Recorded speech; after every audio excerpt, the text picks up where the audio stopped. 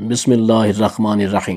अस्सलामु अलैकुम। मेरी आंखों ने इससे ज्यादा दर्द भरा तकलीफ दा मंजर कभी नहीं देखा। एक दिन सदीक साहब खुशी खुशी घर में दाखिल हुए। फौरन अपनी बगल में दबाया हुआ बड़ा सा थैला निकाला और तेज तेज कदम उठाते हुए अपने कमरे की जानब जाने लगे। इनके चेहरे से खुशी फूट रही थी। कोई भी इनको देखता तो एक लम्हे को सोच में जरूर पड़ जाता कि हर वक्त फिक्र और अफसुर्दगी में डूबा हुआ सदीक साहब का चेहरा आखिर आज फूलों की तरह क्यों खिला हुआ है।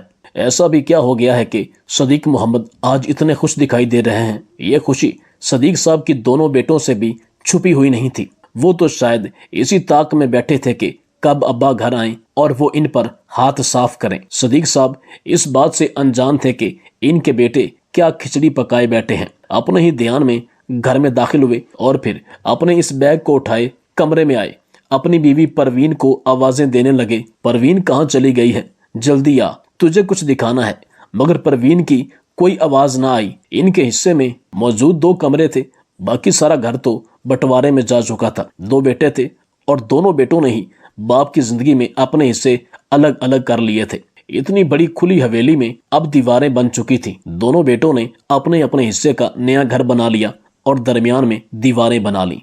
माँ और बाप के लिए पुराने और खस्ता हाल 2 कमरे छोड़ दिए थे। इंतहाई तंग जगह होने के बायस दोनों का दम घुटने लगता। इनके मकान पुराने तर्ज के छोटे छतों वाले थे, जबकि बेटों ने नई तर्ज के मकान बनाए और ऊंची ऊंची दीवारें रखी, जिसकी वजह से ताज़ा हवा का गुजर भी इनके हिस्से से होना मुहाल हो चुका था। मगर धीरे धीरे इस तंगी के आदी हो चुके थे। सदीक साहब ने जब देखा तो इस थैले को वहीं रखे हुए एक बार फिर दूसरे कमरे में आए। क्या देखते हैं कि इनकी बीवी परवीन जाए नमाज बिछाए अपने तख्त पर बैठी हुई नमाज पढ़ रही है। तो सदीक साहब समझ गए। फौरन वहीं से बोलकर कहने लगे, नमाज पढ़कर जल्दी आना, तुझसे एक बात करनी है, बहुत जरूरी है। नमाज का वक्त हो चुका है। मैं भी नमाज पढ़ता हूँ, तू घर में ही रहना, ये ना हो कि इधर उधर मोहल्ले में निकल जाओ। सदीक साहब खुशी खुशी वापस पलटे और फिर इस कमरे को बाहर से कुंडी लगाकर नमाज अदा करने के लिए चले गए। वहां पहुंचे तो हशाश बशाश चेहरा था। जोहर की नमाज पढ़कर वापस घर आ रहे थे कि देखा कि इनके दोनों बेटे इनके घर से निकलकर बाहर आ रहे हैं। दोनों बेटों को घर से निकलते देखा तो चेहरे पर फिर एक बार मुस्कुराहट फैली। तेज तेज कदम उठाकर बेटों तक पहुंचे और कहने लगे, अरे कहाँ जा रहे हो? आओ बैठो, मेरे साथ बातें करो, मैं बस अभी नमाज पढ़ कर आया हूँ। मगर दोनों बेटे फौरन ही कहने लगे कि आपने आने में देर कर दी है। हम तो कितनी देर से माँ के पास बैठे बातें कर रहे थे। बस कुछ काम करने के लिए जाना है तो चलते हैं। सदीक साहब ने भी मजीद इसरार ना किया। आखिर बेटे इतने अच्छे होते तो बुढ़ापे में माँ बाप को छोड़कर घर में दीवारें ही ना बनाते। सदीक साहब घर के अंदर दाखिल हो गए। इन्होंने नोट किया था कि इनके बेटे थोड़े घबरा रहे हैं। ऐसा लगता था जैसे सदीक साहब को देखकर इनके चेहरे पर कई रंग आकर गुजरे हों, मगर वो जरा ध्यान ना दे पाए। जब अंदर आए तो इनकी बीवी नमाज पढ़कर फारग हो चुकी थी। कहने लगी, क्या बात है, आप क्यों आवाजें दे रहे थे? सदीक साहब बीवी को अपने पास बिठाते हुए कहने लगे कि मुझे आज सारे रिटायरमेंट के पैसे मिल गए हैं, मैं अभी वही लेकर आया था।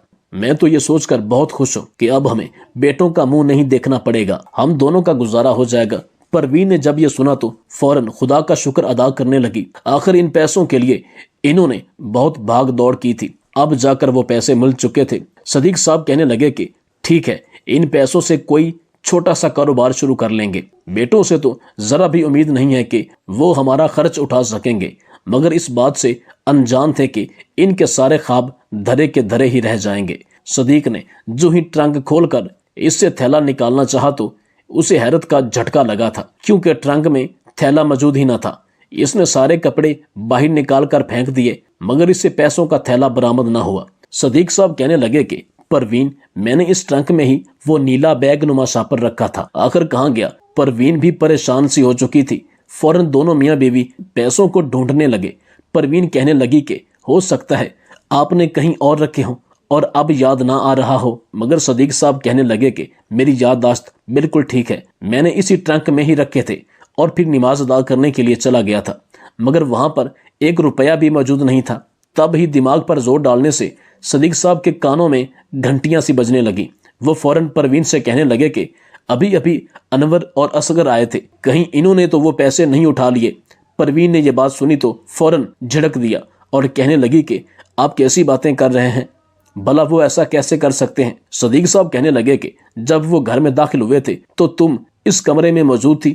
تو پروین کہنے لگی کہ نہیں، میں نماز پڑھ رہی تھی، آپ کے آنے سے 1-2 منٹ پہلے ہی میں نماز پڑھ کر اٹھی تھی۔ جب کمرے میں آئی تو دونوں بیٹھے تھے، مجھے دیکھ کر بکھلا سے گئے، پھر کہنے لگے کہ یوں ہی آپ سے ملنے آئے تھے، کھڑے کھڑے ہی مجھ سے سلام دعا کی اور واپس چلے گئے۔ صدیق صاحب کا دماغ تو سن ہو چکا تھا، وہ سر پکڑ کر بیٹھ چکے تھے، ہو نہ ہو یہ واردات ہمارے بیٹوں نے کی ہے۔ صدیق صاحب فوراً اٹھے اور اپنے بیٹوں کے گھر چلے گئے۔ خوش قسمتی سے ان کے گھر کا دروازہ کھلا ہوا تھا، جو ہی دروازہ کھول کر اندر داخل ہوئے تو اندر کا منظر دیکھ کر وہ چونک اٹھے تھے۔ ان کے دونوں بیٹے کمرے میں بیٹھے اسی سفید تھیلے سے پیسے نکال کر گن رہے تھے اور ہنس رہے تھے۔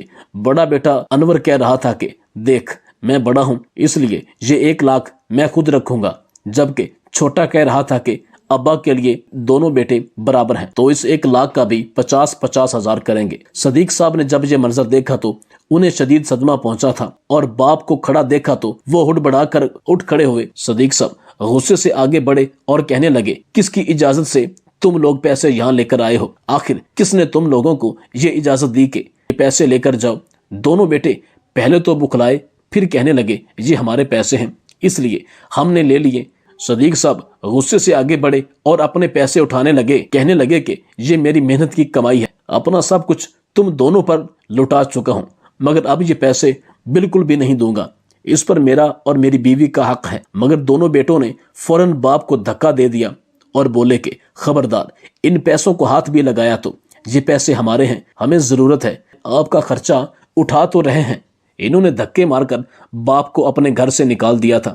صدیق صاحب مارے صدمے کے اپنے بچوں کا چہرہ دیکھ رہا تھا، کہنے لگا کہ لعنت ہے تم جیسی اولاد پر، کیا کچھ نہیں دیا میں نے تم لوگوں کو، اور تم لوگ اس عمر میں آ کر میرے ساتھ یہ سب کر رہے ہو، شرم نہیں آتی؟ فوراً بڑا بیٹا انور بولا، جا ابا جا، ساری دنیا ہی اپنی اولاد کا خرچ اٹھاتی ہے، پالتی پوستی ہے، تو نے کوئی وکھرا کام نہیں کیا، تجھے تو خوش ہونا چاہیے، تیرے بیٹے ان پیسوں سے کاروبار کریں گے، مگر تو پھر بھی پیسے لینے چلا آیا۔ بیٹوں کی بدتمیزی دیکھ کر صدیق کی آنکھیں مزید کھلی تھی، نہ جانے ہماری تربیت میں کہاں کمی رہ گئی تھی جو تم جیسی اولاد ہمارے حصے میں آئی۔ صدیق صاحب خالی ہاتھ گھر واپس چلے آئے۔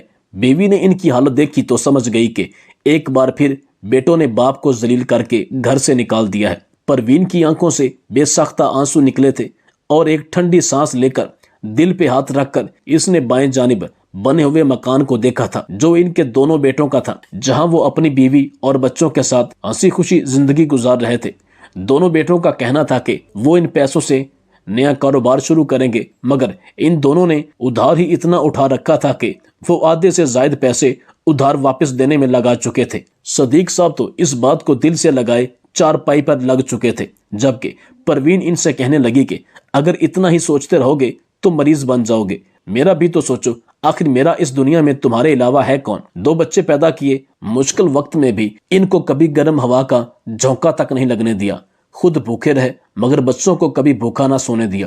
یہی سوچتے رہے کہ بچوں کو پڑھا لکھا کر انہیں بڑا افسر بنائیں گے تاکہ یہ ساری غربت ختم ہو جائے گی، مگر آج دیکھیں کیا ہو چکا ہے، ہم دونوں پھر بھی اکیلے رہ چکے ہیں۔ پرائے گھر کی آئی لڑکیوں نے تو ہمارے بیٹوں کو ہم سے دور کر کے رکھ دیا ہے۔ جو پہلے بچے تھوڑا بہت ماں باپ کو خرچہ دے دیا کرتے تھے وہ دینا بھی بند کر دیا۔ جب سارا راشن ختم ہو گیا تو پروین ایک روز اپنے بڑے بیٹے انور کے گھر گئی، کیا دیکھا کہ اس کی بہو نے کئی قسم کے پھل کاٹ کر رکھے ہوئے ہیں، خود بھی کھا رہی ہے، اپنے بچوں کو بھی کھلا رہی ہے، اور بچا ہوا فروٹ ملازمہ کو دے کر کہہ رہی ہے یہ لو گھر لے جانا، بچوں کو دے دینا۔ پروین نے یہ منظر دیکھا تو ایک لمبی آہ بھری، کیونکہ مدتیں ہوئی تھیں فروٹ کا ذائقہ بھی نہ چکھا تھا۔ وہ بہو کے پاس آئی تو بیٹا بھی وہیں پر آ گیا، کہنے لگی کہ ہمارے گھر کا راشن ختم ہو چکا ہے، اس مہینے تم لوگوں نے پیسے بھی نہیں دیے، اگر راشن نہیں ڈلوانا تو پیسے ہی دے دو، کم از کم راشن تو ڈلوایا جا سکے۔ مگر بڑا بیٹا فوراً بول اٹھا کہ اس ماہ کی تو کچھ خاص آمدنی نہیں ہوئی، ابو کے پاس پیسے ہوں گے، آپ ان سے اپنا خرچ چلا لیں۔ مگر پروین کہنے لگی کہ ان کی پینشن میں ابھی کچھ وقت لگ رہا ہے، تم لوگ اتنا بھی نہیں کماتے ہو کہ ہمیں راشن بھی نہیں ڈال کر دے سکتے۔ تو بڑا بیٹا فوراً اکھڑ کر کہنے لگا، امی ایک دفعہ کہہ دیا ہے نا، میرے پاس پیسے نہیں ہیں تو نہیں ہیں، मैं अपने बाल बच्चों को और बीवी के खर्चे पूरे करूं या आप लोगों का भी खर्च उठाता फिरूं। परवीन की अच्छी खासी तजलील हो चुकी थी। वो आंखों से आंसू साफ करते हुए घर चली आई। घर आकर जब ये बात सदीक साहब को बताई तो सदीक साहब बीवी से कहने लगे कि क्यों ना इस मोहल्ले में छोटी सी दुकान बना ली जाए, रोजमर्रा की जरूरियात की चीजें रखेंगे, अच्छी खासी कमाई हो जाया करेगी, 2 वक्त के खाने के पैसे बन गए तो वो भी हम बूढ़े और बूढ़ी के लिए बहुत है। परवीन सोच में पड़ गई और फिर कहने लगी कि पैसों की फिक्र मत करें, मेरे पास एक जोड़ी कांटे और एक चेन है, आप वो बेचकर दुकान शुरू करें। जब सदीक ने यह सुना तो कहने लगा कि नहीं, मैं कर्जा ले लूंगा, तुम्हारे ये सोने के कांटे और चेन हरगिज नहीं बेचूंगा। मगर परवीन ने सदीक साहब के हाथ पर सोने के कांटे और चेन रख दी और कहने लगी कि मैं तो अब बूढ़ी हो चुकी हूँ, बेटे बहू अपने घर वाले हैं, मुझे इन सब की क्या जरूरत है। सदीक साहब पहले तो मना करते रहे मगर फिर अपनी बीवी की बात मानकर वो बेचकर अपने मोहल्ले में एक दुकान बना ली और इस पर चीजें बेचने लगे। मोहल्ले वालों में सदीक साहब की बड़ी ही इज्जत थी, सब इनकी बहुत इज्जत करते थे। जब खबर मिली कि सदीक साहब ने मोहल्ले में दुकान बनाई है तो वो इनसे ही सामान लेने लगे और वो अपनी बीवी के साथ अच्छा गुजर बसर करने लगे। इनकी बीवी भी बहुत खुश थी। सदीक साहब कहने लगे कि अगर मेरी अच्छी कमाई होगी तो साल के अंदर अंदर ही तुझे पैसे जोड़कर एक बार फिर कांटे और चेन बना कर दूंगा। जब बेटों को पता चला कि बाप ने और कारोबार शुरू कर लिया है और अच्छे खासे पैसे भी कमाने लगे हैं तो इनके माथे पर बल पड़ गए। वो अपने बाप से असद करने लगे थे। लालची और काहिल तो पहले ही थे, आज तक कोई काम ना कर सके थे। जो भी कारोबार बाप ने लगाया 2-3 माह बाद छोड़ देते और यूं अभी तक बाप के पैसों पर ही ऐश कर रहे थे। जब इनकी शादी की उम्र हुई थी तो दोनों भाइयों ने सदीक साहब से कहा था कि हमें अलग अलग घर बना कर दें, हम इस घर में नहीं रहेंगे। सदीक साहब ने जो जमा पूंजी कर रखी थी इससे दोनों बेटों के लिए अलग अलग घर बनाए, इनकी शादियां करवा दी। मगर शादी के बाद दोनों बेटे बिल्कुल ही अपनी बीवियों के होकर रह गए। इन्होंने अपना अलग अलग हिस्सों में बसेरा कर लिया और माँ बाप से बिल्कुल कता तल्लुक कर लिया, यहाँ तक के दरमियान में दीवार बना ली। और अब जब रिटायरमेंट के पैसे भी खत्म हो गए और घर में राशन भी खत्म होने लगा तो दोनों बेटे मुंह उठाए बाप की दुकान पर चले आए। बेटों को दुकान पर देखा तो चेहरे पर एक मुस्कुराहट आई कि हो सकता है कि बेटे बाप की कमाई देखने कुछ मीठे बोल बोलने आए हों, मगर ऐसा कुछ न हुआ। बेटे आए, इन्होंने घर का सौदा सल्फ लिया और बगैर पैसे दिए वहां से चले गए। कहने लगे कि अगली दफा जब सौदा लेकर जाएंगे तो एक साथ ही पैसे दे देंगे। ये तो फिर इनका हर हफ्ते का मामूल बन गया।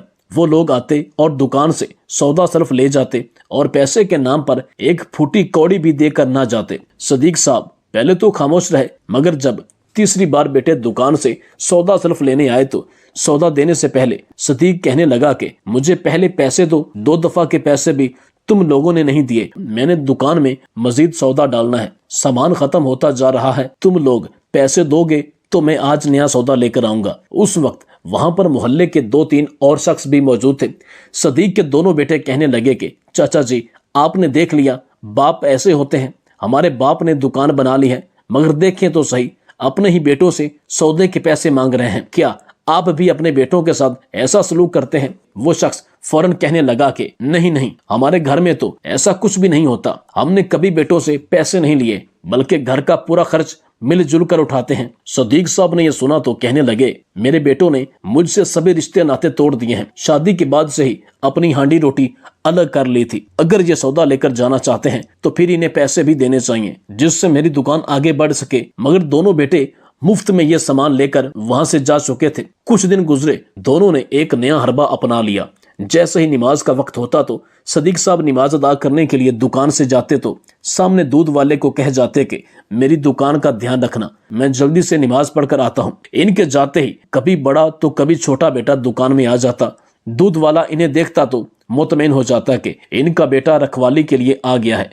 मगर उसे क्या खबर थी कि इनके बेटे तो बाप के ही दुश्मन बन बैठे हैं, बाप का खसारा करना चाहते हैं। वो दुकान में मौजूद दराज से कुछ पैसे निकाल कर ले जाते। एक बार ऐसा हुआ, फिर 2 बार हुआ तो सदीक को पैसे कम लगने लगे, मगर धीरे धीरे तो सारे पैसे ही गायब होने लगे। लिहाजा इसको दूध वाले पर शक हुआ कि वही पैसे निकालता होगा। एक बार तो वो दूध वाले से लड़ भी पड़े, मगर वो कहने लगे कि तुम्हारे जाने के बाद तुम्हारे बेटे यहाँ आते हैं और मैं मुतमईन होकर अंदर आ जाता हूँ। इसके बाद क्या होता है مجھے کیا خبر۔ یوں صدیق صاحب جان چکے تھے کہ یہ سب ایک بار پھر ان کے بیٹے ہی کر رہے ہیں۔ وہ دکان تو بالکل خالی ہو کر رہ چکی تھی، جو تھوڑا بہت سامان تھا وہی بیچ کر بامشکل ایک وقت کے کھانے کے پیسے بننے لگے۔ گھر میں راشن تو بالکل ہی ختم ہو کر رہ چکا تھا۔ پروین الگ پریشان تھی، ایک دو بار بیٹوں کے پاس بھی گئی اور جا کر کہا کچھ پیسے دے دو تاکہ دکان پر سامان ڈالا جا سکے، مگر بیٹے کہنے لگے کہ ہم کہاں سے پیسے دیں، کیا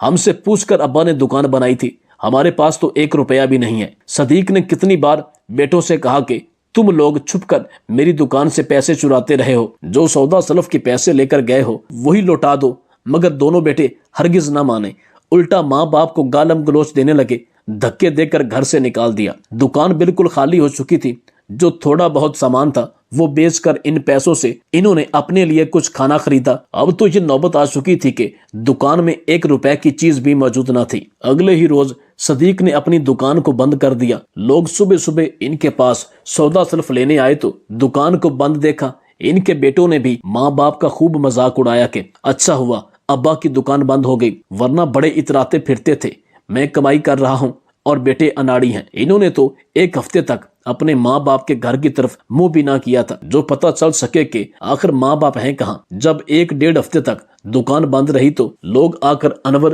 اور اصغر سے کہنے لگے کہ ہمیں یہ دکان کرائے پر چاہیے، ہم اس کا کرایہ دیں گے۔ انور اصغر تو تھے ہی لالچی، فوراً مان گئے۔ گھر آ کر جب باپ سے دکان کی چابی لینا چاہی تو گھر خالی پڑا تھا، گھر میں ماں باپ موجود نہ تھے۔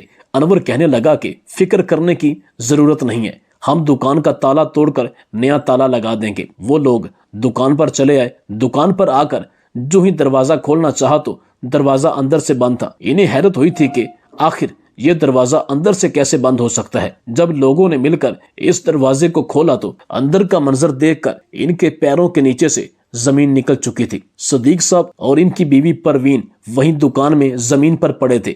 بچے ان کے پاس آئے اور دیکھنے لگے۔ محلے والوں نے جب یہ دیکھا تو ہاتھ لگانے سے منع کر دیا اور پولیس کو اطلاع دے دی۔ پولیس آئی تو تب دونوں کے وجود کو اٹھا کر ہسپتال لے جایا گیا، جہاں اس بات کی تصدیق کر دی گئی کہ 3 روز پہلے ہی ان دونوں کی موت واقع ہو چکی ہے اور دونوں کی موت بھوکے رہنے کی وجہ سے ہوئی ہے۔ صدیق صاحب کا تو ہارٹ فیل ہوا تھا، جبکہ پروین کی تو دماغ کی نسیں پھٹی تھیں۔ بچوں نے جب یہ دیکھا تو ایک پل کو لرز کر رہ گئے تھے۔ ان کے ماں باپ 3 دن سے مرے ہوئے تھے۔ محلے والے اکٹھے ہو چکے تھے۔ ہر کوئی بیٹوں سے سوال کر رہا تھا کہ تم لوگ اتنے انجان کیسے رہے؟ تمہارے ماں باپ لاوارثوں کی طرح دکان میں مرے رہے اور تم لوگوں نے دیکھا بھی نہیں۔ بیٹے خاموش رہے۔ آخر کیا کہتے کہ انہوں نے اپنے ماں باپ سے ہر تعلق ہی ختم کر دیا تھا۔ پھر انہوں نے اپنے ماں باپ کو دفنا دیا۔ لوگ کچھ دن تعزیت کے لیے آتے رہے، پھر سبھی اپنی زندگیوں میں مصروف ہو گئے۔ دکانداروں نے پھر آ کر اس دکان کو کرایہ پر لینا چاہا۔ انور اور اصغر نے تو وہ دکان کرایہ پر دے دی، مگر حیرت کی بات تو یہ تھی کہ کوئی بھی دکاندار اس دکان میں 1 ہفتے سے زیادہ ٹک ہی نہیں سکتا تھا۔ کہتا تھا کہ بڑی ہی عجیب دکان ہے، 1 روپے کی بھی سیل نہیں ہوتی، الٹا نقصان اٹھانا پڑتا ہے۔ بعض دفعہ تو اس بات سے کوئی دکان میں نہ آتا کہ یہ دکان منحوس ہے۔